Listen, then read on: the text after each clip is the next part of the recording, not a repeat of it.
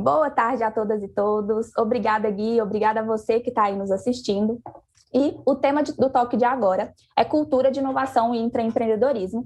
E meu objetivo aqui é passar algumas dicas práticas para você conseguir fomentar esse tema aí na sua empresa. Eu sou a Yuri Mares, gestora de aceleração aqui na Liga. Para a gente começar a nossa interação, eu queria te fazer uma pergunta. A cultura organizacional da sua empresa é um tópico importante na agenda estratégica da alta liderança? Bom, pegando aqui a probabilidade, tem mais chance de você falar que sim do que não, ou que pelo menos acha que sim. É isso que mostra uma pesquisa da PwC, feita esse ano, com 3.200 executivos. E se a gente analisa aquelas respostas dos C-levels, ou seja, da diretoria executiva da empresa, 66% deles disseram que cultura é o fator mais importante para garantir performance de resultados na companhia. E o interessante é que nessa pergunta tinha outros fatores, como, por exemplo, o modelo de negócio da empresa e os processos produtivos, e mesmo assim, 66% deles disseram que cultura é o fator mais importante. Isso não acontece à toa. Cultura já vem se posicionando no mercado como uma vantagem competitiva mesmo da empresa, é o que mostra a mesma pesquisa. Então, empresas que têm iniciativas para trabalhar a cultura organizacional possuem grande chance de ter melhores indicadores de performance do que aquelas que não trabalham. Mais especificamente, possuem 48% de chance de ter maior receita do que seus concorrentes, 80% de chance de ter uma maior satisfação dos seus funcionários e 89% de chance de ter clientes mais satisfeitos do que os seus concorrentes. Então, a gente já entendeu, né, parece natural, que cultura seja um tema importante a ser trabalhado. Quem conseguiu acompanhar aí o Liga Summit no início da tarde, a gente teve um papo com Edson Igor, lá da Danone, ele falou um pouco sobre esse tema também. Mas o grande desafio é, de fato, conseguir disseminar essas iniciativas para além da liderança, né? Então, minha segunda pergunta para você é exatamente sobre isso. Existem iniciativas claras que trabalham cultura na sua empresa? A cultura é disseminada em todos os níveis hierárquicos? Infelizmente, se a gente trabalhar com estatísticas aqui de novo, se a gente analisar a sua empresa, a probabilidade está do lado de uma resposta negativa para essa pergunta. A mesma pesquisa mostra que há um abismo na perspectiva cultural, ou seja, existe um gap ali da opinião da alta liderança das empresas e dos níveis que estão abaixo da gerência em assuntos relacionados à disseminação da cultura.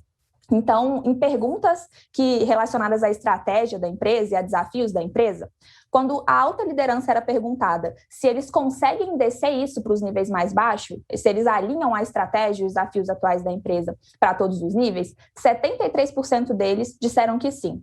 Só que só 46% dos níveis abaixo da gerência concordam com essa afirmação.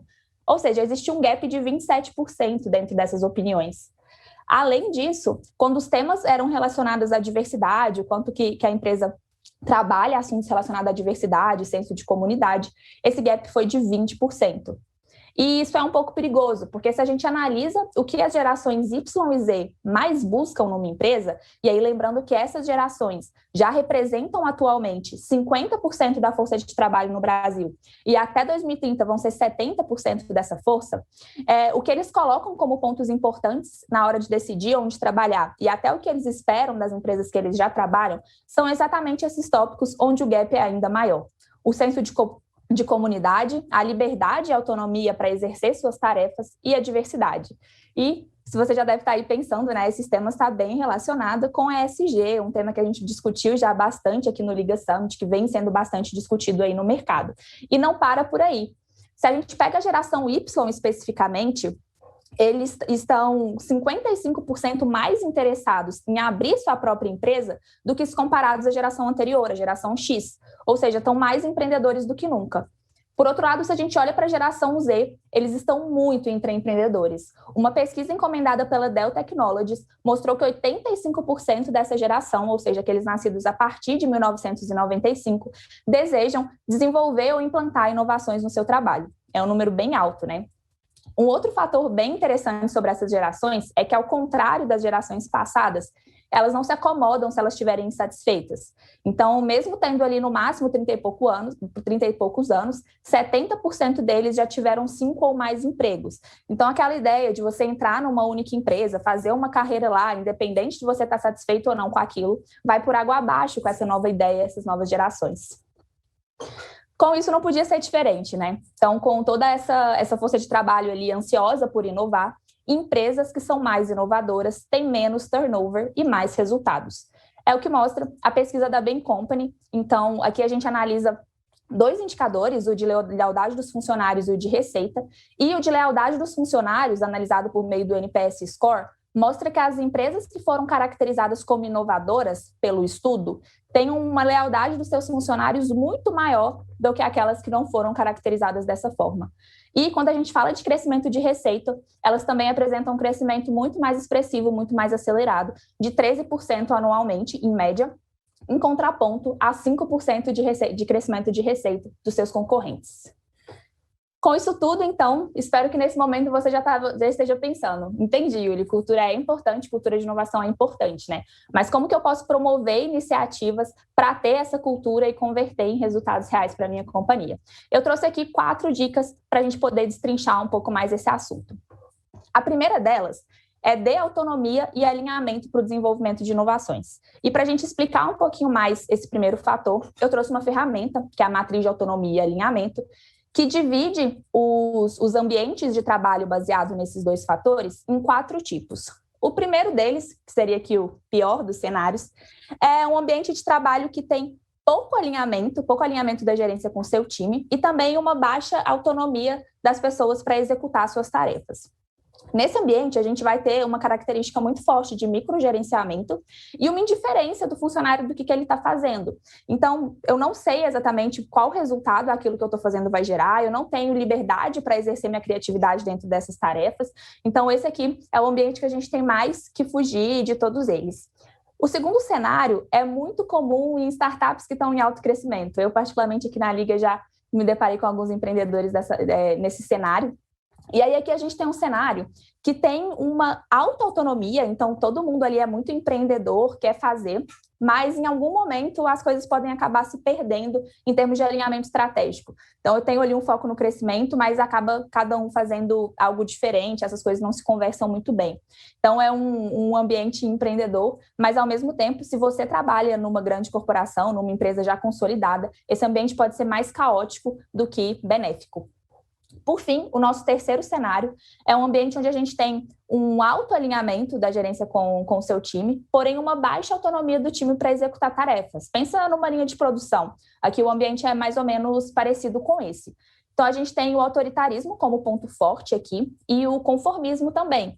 Então, poxa, eu sei exatamente o que eu tenho que fazer, eu sei que isso vai gerar algum resultado, mas eu não tenho nenhuma liberdade para exercer minha criatividade, minha inovação. O ambiente que a gente tem que mirar, então, é dar, sim, uma alta autonomia para a nossa equipe, para os times, mas dar também um alinhamento sobre a estratégia da empresa, os principais desafios, como essa equipe pode impactar dentro de tudo isso, e é dessa forma que a gente consegue promover um ambiente muito mais inovador e colaborativo. Vou dar um exemplo prático para vocês. Quem aí é entusiasta do ambiente de inovação, provavelmente já conhece o case da 3M, da 3M, que é a regra dos 15%. E dentro disso, basicamente, vários funcionários da 3M podem pegar 15% do seu horário de trabalho e pegar isso para desenvolver inovações. E o interessante é que não precisa necessariamente ser inovações para a 3M, pode ser inovações de motivação pessoal mesmo.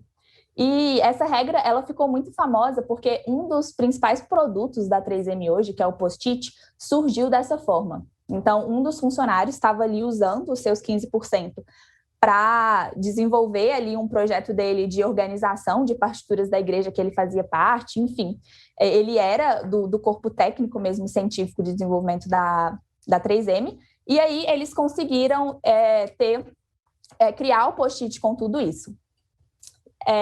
Além disso, outros diversos outros fatores ali foram desenvolvidos também, diversos outros produtos foram desenvolvidos por meio dessa regra de 15%, e pensando nisso, a 3M criou uma incubadora de ideias, não só nisso, mas como outras estratégias ali da empresa, que era exatamente, beleza, vamos pegar toda essa autonomia que a gente está dando para os nossos funcionários e ver o que aqui a gente consegue converter em resultado real para a nossa companhia, né? E a incubadora surgiu a partir disso, incubando as melhores ideias que surgiam ali da regra dos 15%, e hoje já é uma referência em inovação corporativa em todo o mundo. A nossa segunda dica de hoje é trabalhar metodologias de resolução de problemas.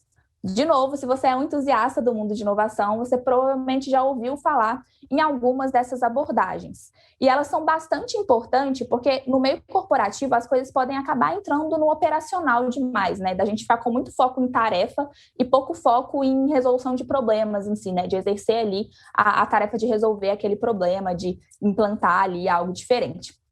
A primeira metodologia que eu trouxe é o Design Thinking. Basicamente, é uma abordagem criativa que tem como ponto máximo a empatia com o cliente, né? A visão do cliente acima de tudo. O segundo deles é o Lean Startup.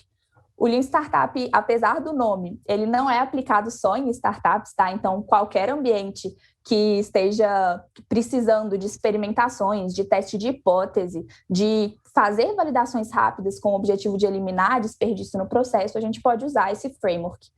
E, por fim, contrapondo a ideia do desenvolvimento de projetos tradicionais, aquela lógica cascata, a gente tem as metodologias ágeis para fazer um desenvolvimento muito mais iterativo, muito mais com foco no cliente. E foi juntando algumas partes aqui dessa metodologia que a Google criou um framework próprio para desenvolvimento de ideias, que ficou conhecido como Design Sprint. Hoje, essa metodologia ela leva bastante crédito por posicionar a Google como uma empresa com uma cultura inovadora. Inclusive, ela deu origem a um livro aqui com o mesmo nome. Quem é entusiasta da área, super vale a pena ler. E explicando bem rapidinho como funciona essa metodologia. Então, a gente parte de um problema, a gente faz uma etapa de imersão nesse problema para entender suas implicações, as partes envolvidas, bastante pesquisa, bastante entrevista é feita nessa fase. Depois disso, a gente define o que naquele problema a gente vai atacar, faz um processo de ideação em cima disso, seleciona uma ideia, prototipa essa ideia e testa. O interessante é que tudo isso é feito em 5 dias, então é bem intenso mesmo. Nossa terceira dica, é a que particularmente eu mais gosto, é sobre a cultura de tolerância a erros. Promova uma cultura de tolerância a erros na sua empresa. E para ajudar aqui a eu provar para você o porquê que isso é importante, eu queria te fazer mais uma pergunta. Quantas novas ideias você acredita serem necessárias serem geradas para a gente chegar em um caso de sucesso, como, por exemplo, o case da Post-it lá na 3M? Trouxe alguns dados do mercado de investimento em inovações para ajudar a gente a responder essa pergunta. E aqui a gente vai trabalhar com um cenário de 100 novas ideias sendo criadas. Dessas 100 novas ideias, 60 delas vão falhar miseravelmente. Então, não vai ter nada ali que você vai conseguir aproveitar como negócio. Claro que você vai ter aprendizado sobre o processo e tudo mais, mas como negócio mesmo, 60 delas vai ser jogado no lixo. 10 dos 40 restantes vão gerar um resultado financeiro. Ou seja, as outras 30, apesar de não falhar logo de cara, elas também não vão para frente. E, por fim, dessas 10 que sobraram para a gente, apenas 4 vão gerar bons lucros. E aqui eu não estou dizendo que elas vão ser unicórnios, que elas vão, de fato, ser o post-it. E o que eu quero dizer com esses dados, então? Que para eu ter 4 inovações legais dando certo na minha empresa, eu preciso ter outras 96 que falharam. Então, se dentro da minha empresa eu não promovo ativamente uma cultura de que o erro, o fracasso de ideias é parte do processo, a minha equipe ela não vai inovar, eu não vou conseguir esse volume de 100 inovações e logo eu não vou ter as minhas 4 vencedoras, né?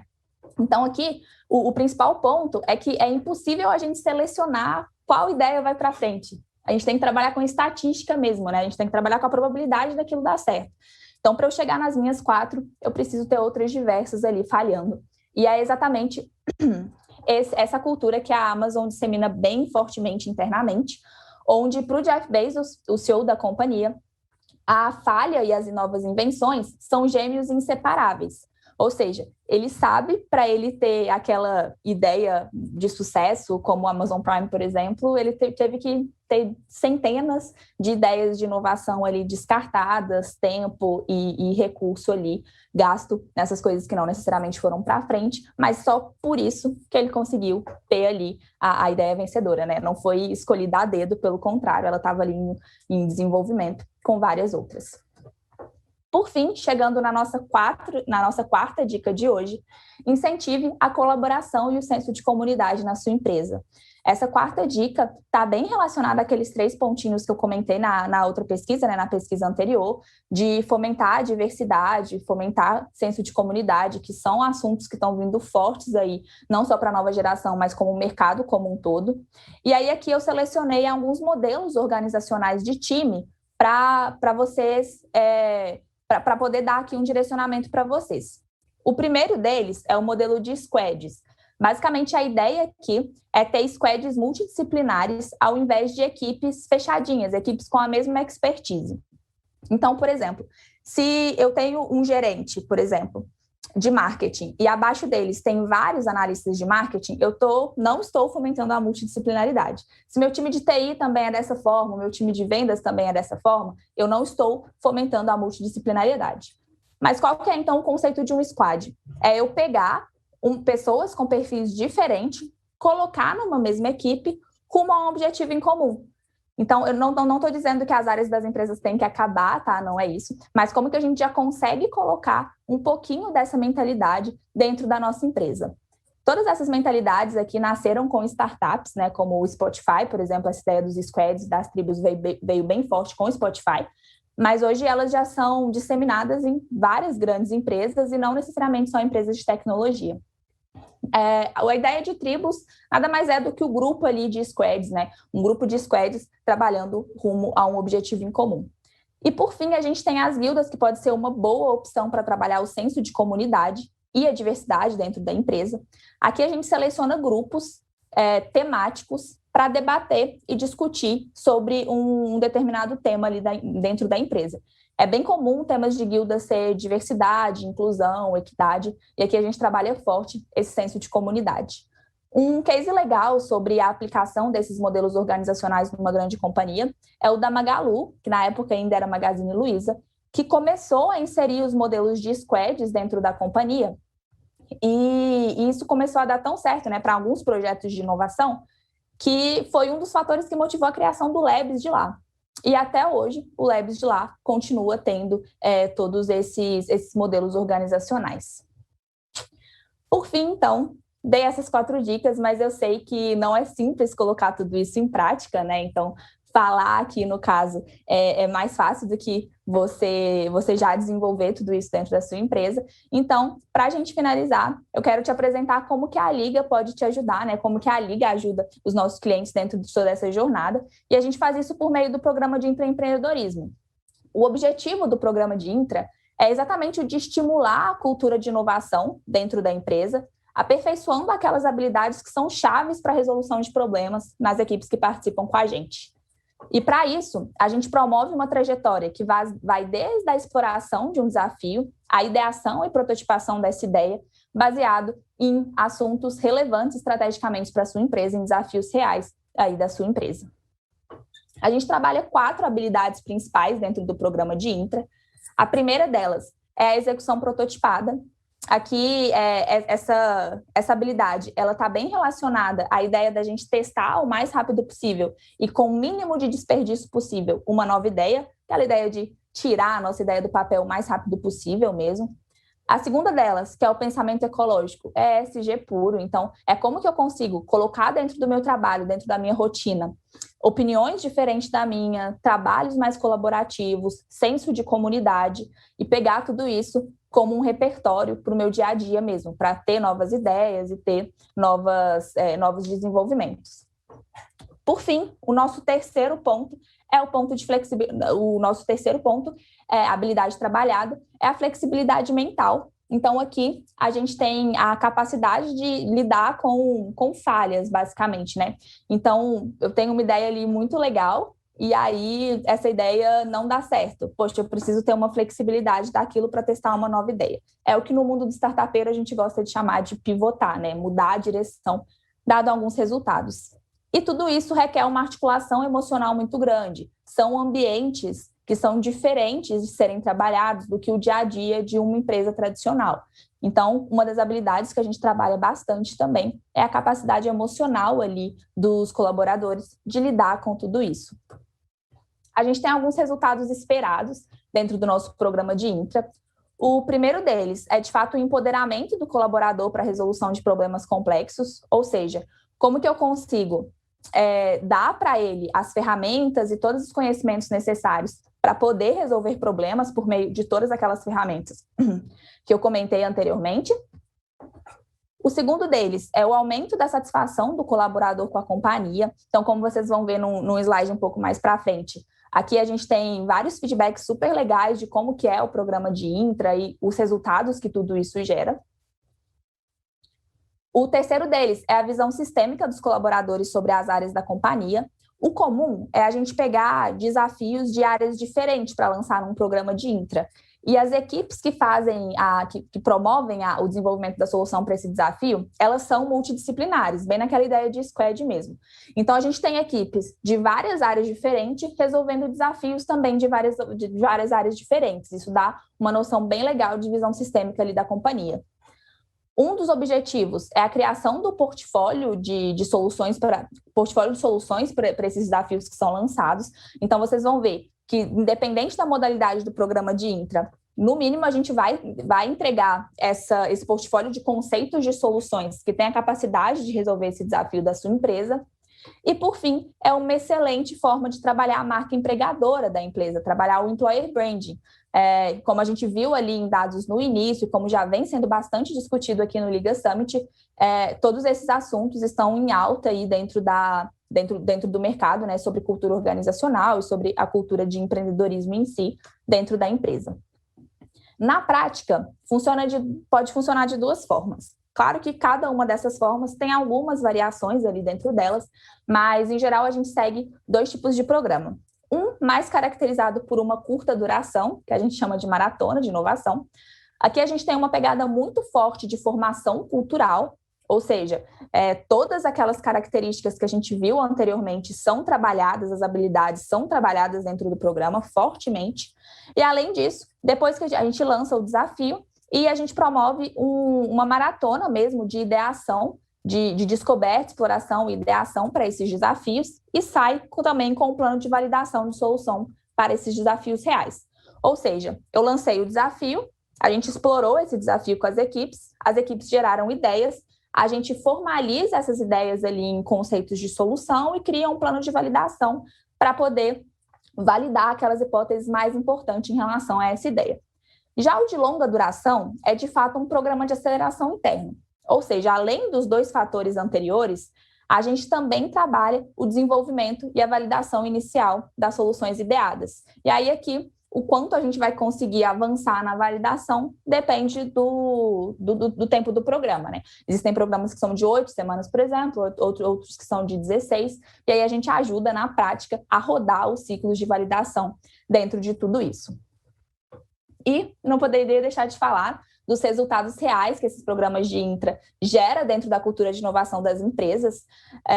Pegando aqui os clientes que a Liga atendeu nos últimos meses, foram mais de 300 ideias de solução para desafios reais lançados em programas de intraempreendedorismo, mais de 200 ciclos de validação de ideias rodados, uma satisfação do cliente bem grande e, o que mais importa para a gente, de fato, o impacto cultural que isso gera na visão dos colaboradores. Então, nós temos aqui depoimentos mostrando desde de que a pessoa, né, saiu um profissional melhor do que entrou, até colocando como ponto importante ter colegas diferentes de área, construir algo do zero, e as próprias ferramentas práticas de design thinking, de Lean Startup que a gente utiliza com o objetivo de empoderá-los ali para aplicar isso no seu dia a dia de trabalho.